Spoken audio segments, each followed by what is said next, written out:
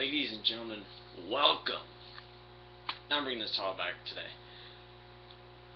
Welcome to the Raw review. Put it that way. Now, we now all know that it's not going to be Daniel Bryan versus John Cena at Money in the Bank. But it's going to be John Cena versus Mark Henry. It's going to be Dolph Ziggler versus Alberto Del Rio, and it's going to be Ryback versus Chris Jericho, which was made tonight, and I will get into that just a little bit later. Now, we also know who the WWE competitors are for the WWE Money in the Bank ladder match, which, like I said, I'll be getting into that here in the next, 3 pages of notes. But here's something interesting for you. This is a little thing that they want to do. It's maybe a 30, maybe 20-ish% chance it might happen because of who's in the match. What WWE really wants to do is actually have Triple H come back at SummerSlam in a mixed tag team match. Now, the problem with this mixed tag team match that they want Triple H and Stephanie McMahon to team up to go against Paul Heyman and Curtis Axel. Now, I don't know how far that would go, because that's one reason why Taz left WWE, is because of basically what happened to Stephanie before WrestleMania 25. If you don't remember that, what happened was Randy Orton DDT'd Stephanie McMahon back when she was the GM, and that pissed Taz off, and he went to TNA. So I don't know how much that's going to happen. But here's something really cool. I'm going to give a shout out to one of the guys I've actually subscribed to. I'm going to thank him for this. The WWE 2K14 trailer has been released. It's been not really released. It's been leaked. You guys, if you guys want to see this trailer, go to Vikings Man 18's channel and go watch the trailer. It is actually really amazing. They have Ryback doing the correct shell shock, and it looks like you can do a double shell shock. It looks amazing. Now we did get revealed tonight that The Rock is on the cover, and you can go to www.2k14.com, I believe it is, and make your own cover. And the winning cover actually gets a flipped side, a little bit actually on the flip side, kind of like how they did for Mass Effect 3. If you didn't buy the collector's edition, if you bought the regular Mass Effect 3, you could get either female Shepard or male Shepard, depending on which one you wanted. It was originally male Shepard. You could take it out, flip it, and then it could be female Shepard. If you don't believe me, go look at Mass Effect 3. Go look at their cover. Not the collector's edition, the regular edition. Now let's get into Raw. For Raw, we had Bryan versus Orton, and this was supposed to be another rematch from last week and Friday night. Now, Bryan was talking about that everyone doesn't believe that he's a wrestler. And he's like, I am a wrestler. No, I was not an extra in the Hobbit movie because of the way he looks. He's all scraggly and beardy and all this. But when he said that, I'm like, darn, I'm wrong. He looks like an extra in the Hobbit, and he's starting to get that way, where he looks like an extra because all that scraggly beardness. Bryan is not satisfied with a count-out victory. He wants to make Orton either tap out, or he wants to pin Orton. And Orton then comes out and says, I have to come out here and say something to your face, and that is, shut up and fight. So they actually did fight. They brawled. The ref started the match after he split them apart. That is, he started the match. They go outside. They keep brawling, and then the referee throws out the match. It was a double disqualification. Now, that led up. Well, I'll actually get into that here in a sec, because it's going to be coming up here in a second. Now, that led up to his next match. They went to commercial, and on the WWE app, you had Team Road Scholars come out, and Team Road Scholars then went up against, they were going up against Sheamus and Christian. Now, before the match, they had Daniel Bryan went into Ricky's office, which I say Ricky, I mean Brad Maddox and Vicky. That's their little dynamic duo team name. And he wants a rematch against Orton later tonight. So she's like, okay, I'll give it to you. And then the Road Scholars, like I said, comes out and they face Sheamus and Christian. At the end of the match, I think this is where Team Road Scholars is starting to split apart for good now, because at the end of the match, Sandal's in the ring, and Cody Rhodes tagged himself in. Okay. Now, when he tagged himself in, there was like a miscommunication and a struggle for Sandow to get out of the ring. So what Cody Rhodes does is he gets back in the ring and takes Sandow and pushes him. He pushes him out of the way. I think that this is where they might start splitting up, because it looks like they're wanting Sandow to do singles competitor stuff, because now apparently on SmackDown he's in a street fight against Sheamus. A Dublin street fight against Sheamus. I don't know what that means. I've never been to Ireland. I guess we're gonna find out what a Dublin style street fight is. And then Cody Rhodes gets bro kicked for his troubles. And then 1, 2, 3. That was it. Vicky is walking down the hallway, and she walks up to Punk and she says, "Well, hi Punk, how you doing?" And Punk is all pissed off because of what happened to him last week. Brock Lesnar F5'd him. I would be too. You guys would be too. And Punk really, really wants to get his hands on either Paul Heyman or Brock Lesnar. Now, he's like, "Have you seen Heyman or Brock Lesnar?" She says, "No, I haven't.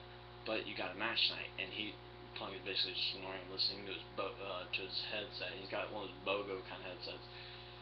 And she's like, "Well, how about this? You'll be in a match." And Punk actually heard that, actually walked off.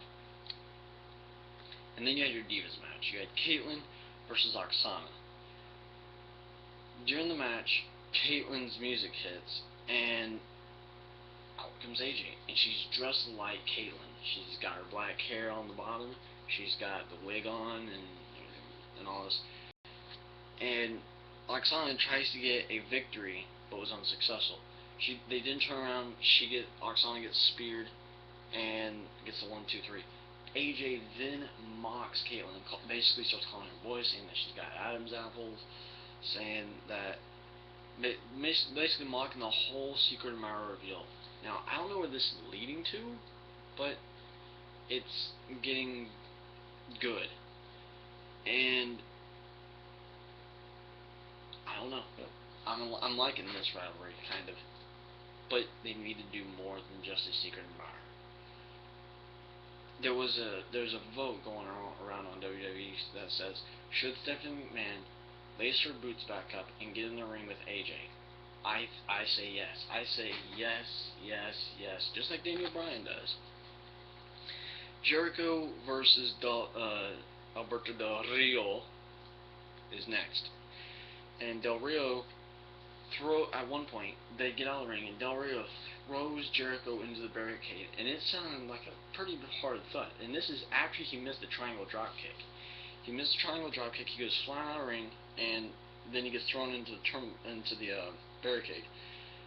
Jericho almost, at one point, gets counted out, because he climbs up to the top of the ropes, gets the enziguri, and he falls off the top, and he's basically face down. So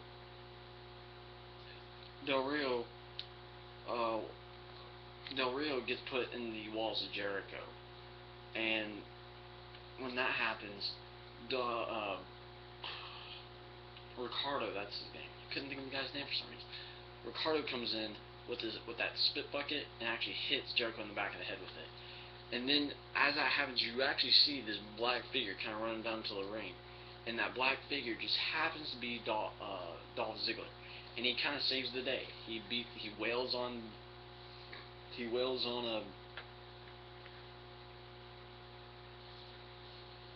Rio. I couldn't think of the guy's name. He wails on Ziggler, or on Del Rio, and Jericho gets back up and he does a codebreaker to Rodriguez. And then Jericho is actually all sweating, his hair's all down and wet and everything from the sweat. And he's actually staring at Ziggler saying, "Really? I don't need your help. Get out of here." So as Jericho walks away, Dolph Ziggler turns around and does a zigzag to Jericho. It was pretty good, actually. Vicky wants to cancel the Daniel Bryan Randy Orton match because earlier Vince said, "Look at Bryan. He's small. He's weak. You need to cancel the match." So she's like, okay. So she was thinking about canceling the match, and then Triple H comes in. I like what they're doing here. They're basically having a one-upsmanship between Vince McMahon, Triple H, and Stephanie McMahon. Now, you know that Stephanie and Vince are going to be together, but they're probably not going to do the same thing like they did tonight, because Stephanie does come in later.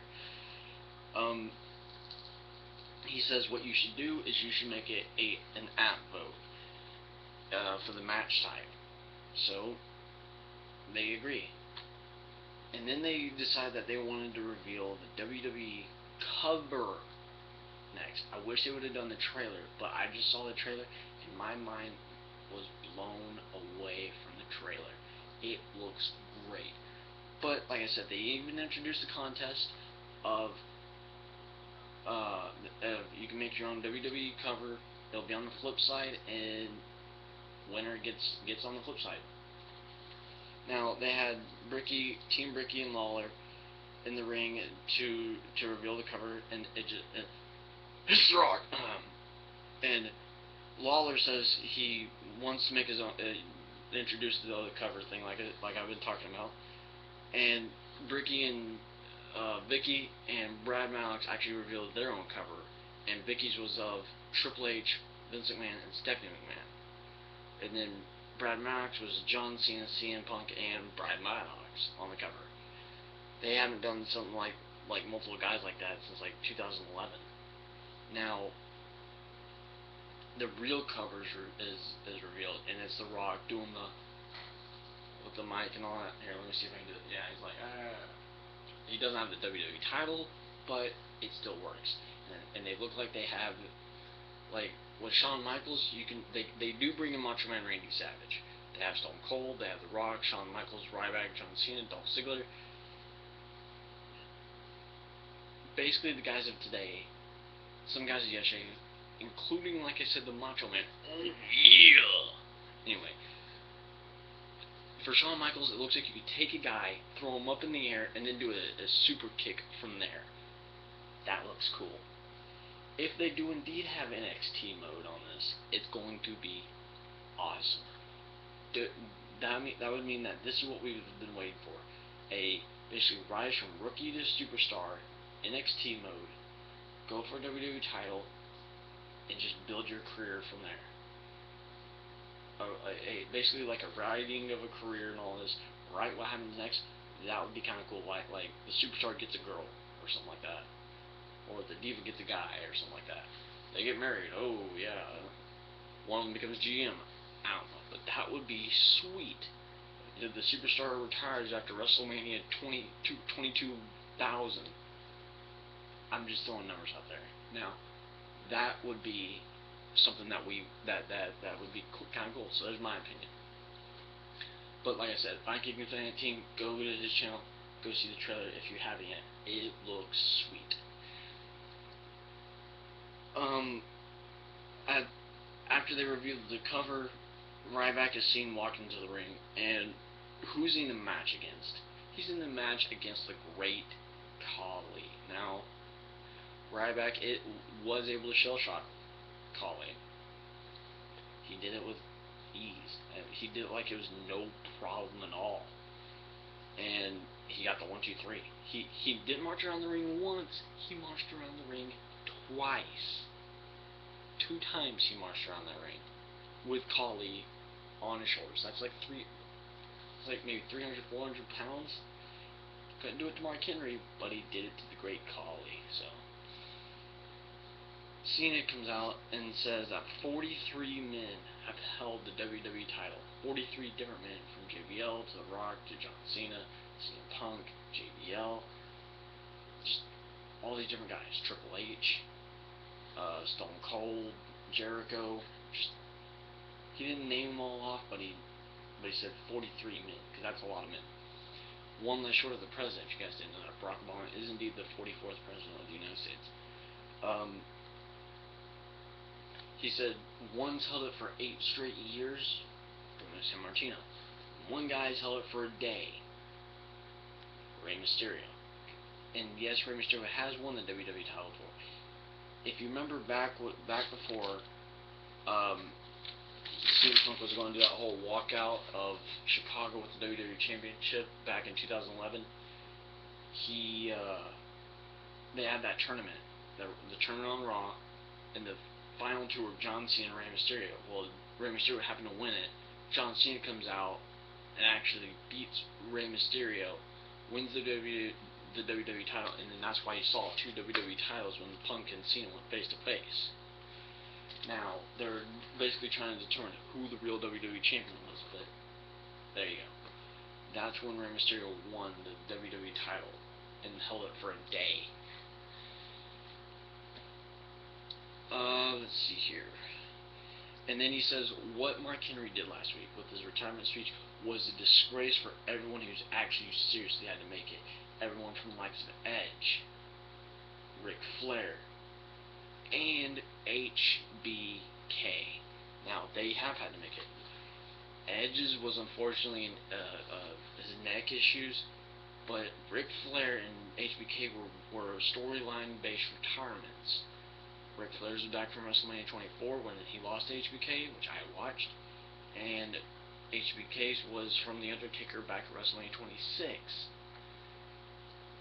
But that's how it goes sometimes. We all gotta retire, we all gotta hang our boots up, and unfortunately, Edge was unexpected. You could thank Brodus Clay for that. They then had a number 1 contenders match, a number 1 contenders tag team title match. Now, they've been wanting to give a push to a different tag team other than Team Hell No, Primetime Players, Tons of Funk, and all this, Rhodes Scholars. So they decided, what the hell, let's do the Usos. So the Usos won this match. They did a super kick, they did a Samoan drop, and then they did that Superfly Splash to get the win on Sweet Tea, Tenzai, Albert, Fat Albert, Prince Albert, whatever you want to call him. After the match, the Shield come out, and they're just standing on the steps, and the Usos are like, we're going to win those tag team titles. Those are going to be ours. And that's all we saw the Shield for the night. Shield were not in the match. Shield didn't say anything. They just came out and basically were like, we're the tag team titles, and you get us next. You guys are going to lose, which I think that match is going to be at Money in the Bank. What would make it good is put it in a ladder match. You got a high-flying team, and you got the Money in the Bank pay-per-view. Put it in a ladder match. Then they have the whole Paul Heyman CM Punk segment, and I'm going to shorten this down for you. I'm not going to dumb it down because you guys aren't dumb. I'm going to shorten this down for you. Basically, what happened was Punk explained the fact that he, when he was hired by the WWE, when he was brought in by the WWE, he went through the developmental phase, which back then was OVW, which Paul Heyman was in charge of. Vince McMahon, and Triple H, and John Laurinaitis and all of them did not like Punk. They wanted Heyman to get rid of Punk, and that's why he's a Paul Heyman guy, because he didn't do it. He didn't pull the trigger. Then when Paul Heyman decided to bring back ECW, that was his first draft pick, was Punk. And then you had RVD in the mix, but that was his first draft pick, was CM Punk. And then he questions, he says, I want to know from you personally, because I could read you like I can read a book, like I can read a comic book, because he's a comic book guy, so I'm going to use a punk kind of thing. I can read you like a comic book. did you send Brock Lesnar after me from jealousy, from me telling you that I don't want you at ringside and I don't need your help? Did you send Lesnar after me, or did he come down here on his own free will? Did he go rogue and just decide to come out in that fight? And he looks at me and says, "All my children, where's that? I got it right here in words for you." He says, "All my children, I didn't know Lesnar was here last week." And he says, "I will tell you one thing, Punk. You decided to pick a fight when you said that Brock Lesnar needs my help to win his matches." Which, if you look at it, he kind of does. Without Paul Heyman, Brock Lesnar never would have been WWE champion. Like when Big Show won the WWE championship back in Summerslam 2002, or not Summerslam, Survivor Series of 2002. That was back actually on the first elimination chamber day took place. I was in Madison Square Garden. But if you look at it, if you're a Paul Heyman guy, you're going to be a champion. Brock Lesnar, Big Show, RVD, CM Punk. Who else is there? I mean, look at all Stone Cold Steve Austin. Yes, was a Paul Heyman guy, but for maybe only not for long. Then you had Mankind as a Paul Heyman guy. You had all these guys be Paul Heyman guys. Paul Heyman, like they say, is the most successful manager to have. Curtis Axel knows what he's doing. That's why he joined Paul Heyman. But he says, "No, I did not send him out. I didn't even know he was out here that he even won the show last week." So he says, "I have a dream, Punk. I have a dream to walk with you down to this ring when you are going for a WWE title at WrestleMania, and I want to see you win it at WrestleMania when I'm with you, and when I walk with you down to the ring." And Punk looks like he's getting mad, so he kind of looks at Paul Heyman, and the crowd starts saying GTS. Or they start saying, "We want Lesnar GTS. We want Lesnar GTS." They want him to GTS Paul Heyman, which I would have done it. But then Punk's got a point. He did not need Heyman to help him win the WWE title, because he didn't have Heyman back in 2011 when he won the WWE title at Survivor Series now. He didn't have Paul Heyman when he did that. He won in the ladder match against Alberto Del Rio at Survivor Series by himself. Yeah, later in 2012, he brought Paul Heyman in, and he officially became a Paul Heyman guy on Raw, and went through WrestleMania, got to Payback, and it basically crumbled. But come on, he does not need Paul Heyman to be a champion, and he's proved it. World champion, WWE champion, 2-time Money in the Bank winner. He doesn't need Paul Heyman. So Darren Young then comes out for his match against Punk, and the Anaconda Vice. As soon as he put that Anaconda Vice in, Darren Young tapped out like a little wimp. After the match, Titus and Darren Young start beating on CM Punk. Now, Curtis Axel actually runs out of the ring and saves CM Punk. And then they come back from a commercial, and Punk is talking to Paul Heyman and says, "I told you I don't need your help." What was Curtis Axel doing out there? And he's like, calm down. I got you a match next week. You're in a match, a tag team match, against the Primetime Players, and your partner is Curtis Axel. He doesn't want to have anything to do with any more Paul Heyman guys. So, Paul Heyman's going to be at ringside for that one when he goes with Curtis Axel. So, I can't wait for next week, because I want to see Brock Lesnar versus CM Punk so bad. I'm excited for this rivalry. And then you have Vicky, and she's been trying to call Brad Maddox, and she's looking for Brad, and then Stephanie enters the frame. Stephanie says, "Why haven't you announced the WWE Money in the Bank ladder match participants?" And remember, John Cena won it last year, so.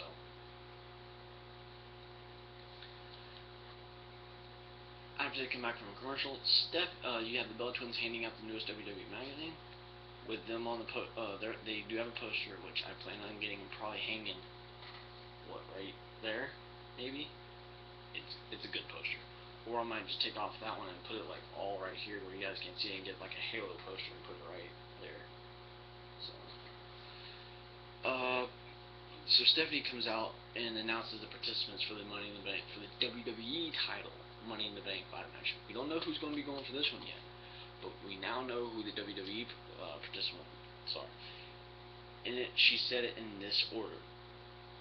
It's going to be CM Punk, Daniel Bryan, Sheamus, Orton, Christian, Kane, and the man we've all been waiting for the past 4 years, the man that they said was going to come back at Money in the Bank at Payback, Rob Van Dam.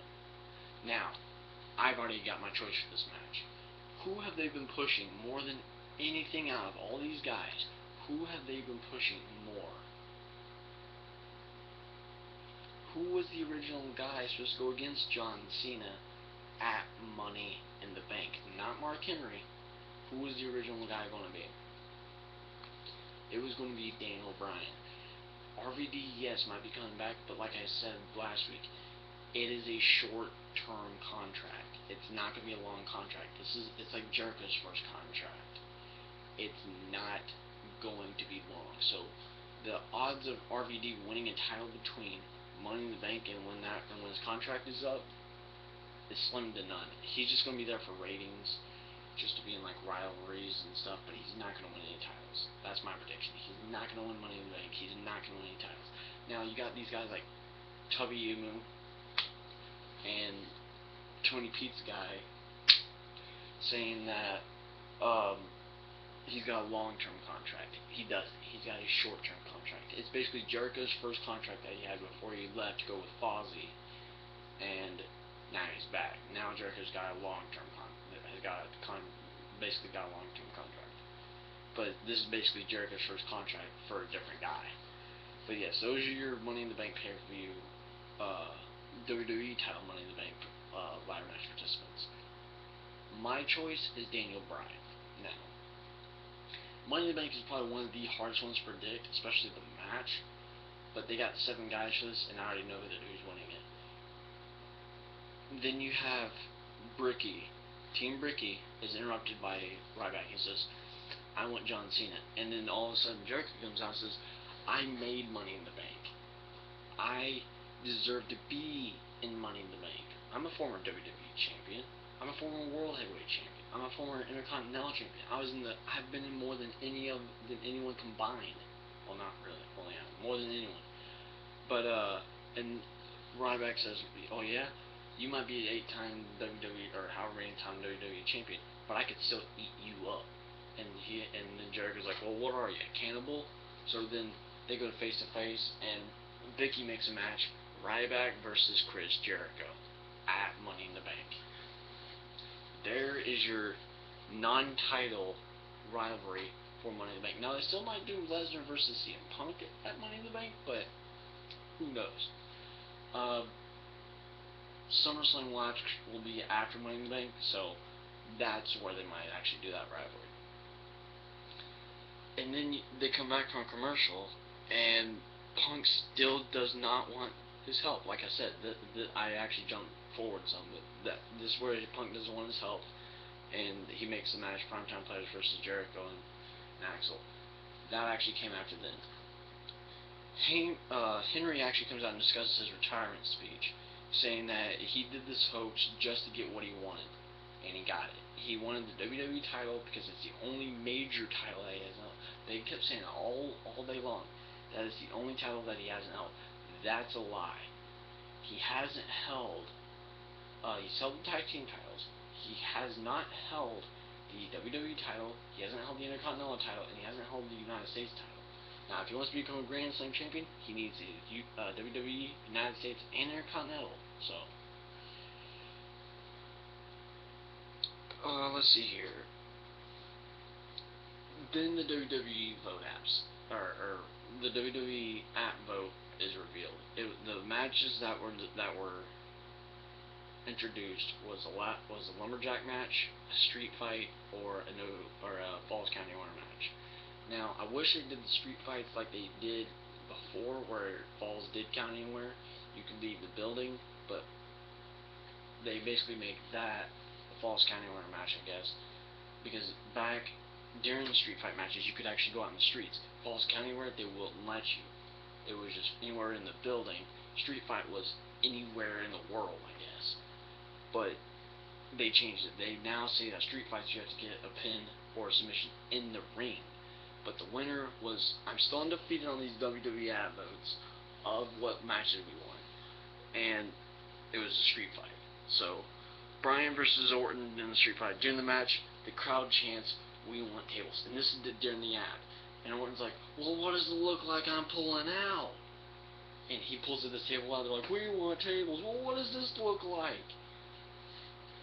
He actually yelled at the fans for that. And Bryan, he kept trying to drop kick Orton. And this after they come back. He kept trying to drop kick Orton to make him fly onto the table and break it. So he drop kicks him to nothing. Drop kicks him. He does this drop kick maybe like 3 or 4 times.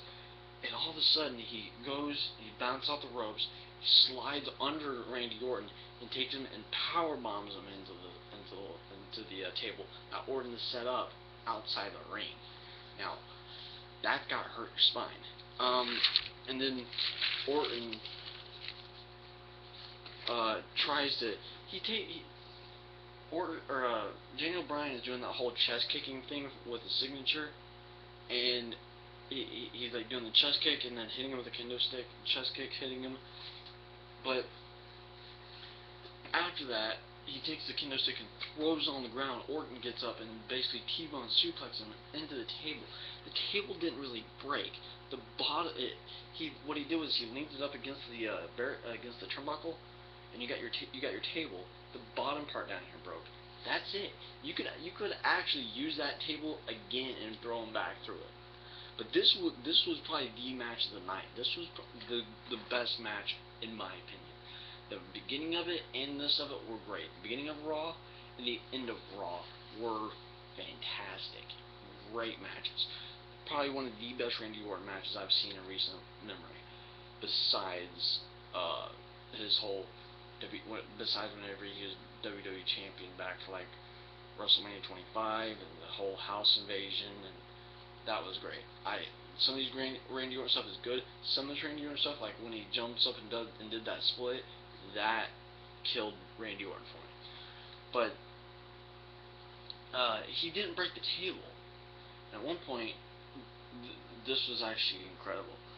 Daniel Bryan was going for that drop kick he does off the turnbuckle, and Randy Orton actually catches him and power bombs him. These two took each other through hell and back. Now, Orton, let's see here.